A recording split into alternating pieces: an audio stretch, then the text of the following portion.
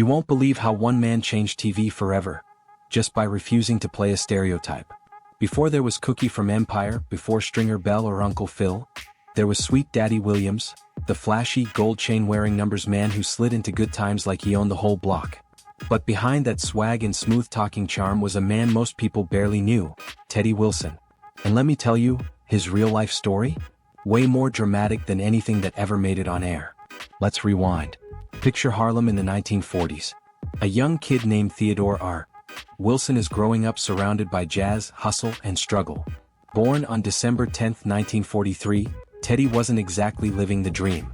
He was hustling before he could spell the word. But even back then he had it. Charisma. Confidence. That twinkle in the eye like he knew he was destined for something more. As a kid, he would perform at local talent shows, mimicking singers, doing bits of comedy, anything to get a laugh. He was born for the stage. But before the glitz and glam, Teddy worked a job so embarrassing he tried to keep it buried forever. The rumor was, before acting took off, he worked in waste disposal. Yes, literal garbage runs. And in 1960s New York? That was no easy gig. But Teddy never let that define him. After serving in the military during the Vietnam era, he came back with a new kind of fire. That time in the army gave him discipline, and maybe a bit of that famous temper. And while Hollywood wasn't exactly opening its arms to black actors back then, Teddy made his way in, slowly. He started landing roles in movies like Cotton Comes to Harlem and Black Eye. Small parts, but every time he stood out. Not just because of how he looked or sounded, but because he refused to play caricatures. He brought realness to roles that could have been throwaway lines. Then came the big break, or so he thought. Teddy auditioned for Good Times not once, not twice, but 3 times. Each time he got passed over. Too much attitude, they said. Too slick. But he didn't give up. He kept pushing. And when he finally got that chance to play Sweet Daddy Williams, a one-time guest appearance, he killed it. The audience reaction? Immediate. Explosive. Producers scrambled to bring him back. And just like that, Sweet Daddy became a recurring favorite. But what fans didn't see was what was going on behind the scenes. You know J.J. Evans, played by Jimmy Walker, the guy with the famous "Dynamite" catchphrase? Teddy couldn't stand it.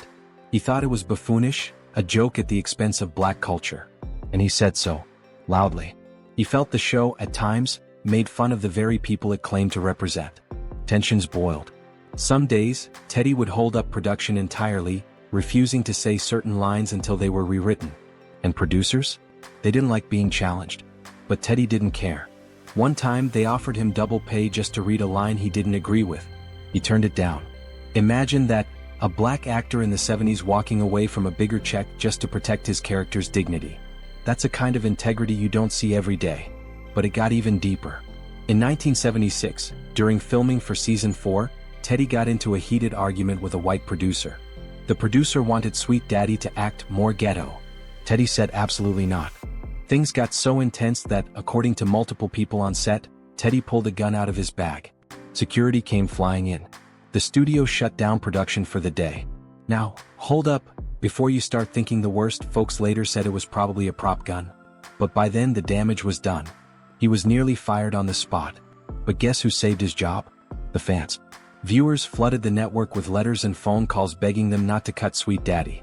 The network knew they couldn't lose him without losing viewers.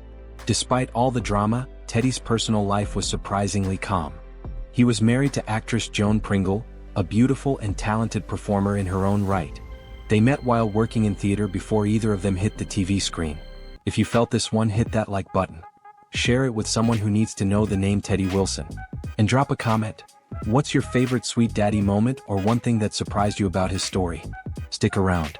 We're not done uncovering the legends who shaped TV from behind the curtain.